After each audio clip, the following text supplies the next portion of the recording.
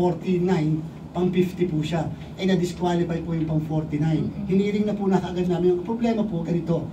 Pag pinroklama kaagad namin at this point yung number 50, tapos ang sabi ng Supreme Court, mali ang desisyon ng COMELEC na dinisqualify, paano po namin tatanggalin? Yun na iproklama, wala na po jurisdiction ng COMELEC pagka po naging congressman na. Sabi po ng Constitution, Article 6, Section 17, ang jurisdiction ng COMELEC ay matatapos kapag kami naproklama at nag-assume. So pagka po kasi nagproklama, paano po namin tatanggalin kung talaga parang entitled pa rin yung natanggal na dati pong party list? Yun lang po ang aming napakalaking issue.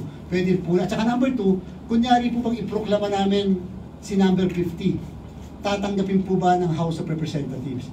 Because yung issue po ng membership is an internal matter. Kaya po ang nangyayari, pag may namatay na congressman, magsusulat sa amin ng House, may namatay si congressman ganyan, patawag ka ng special election. Pag walang sulat, hindi po kami nagpapaspecial. Kita niyo po, namatay 2 congressman ng Puerto Princesa at Palawan. Namatay ang congressman ng Dasmariñas, Cavite, na nagkaroon ng vacancy dahil na-appoint si Congressman Rex Gatchalian na dati congressman, ngayon ay secretary.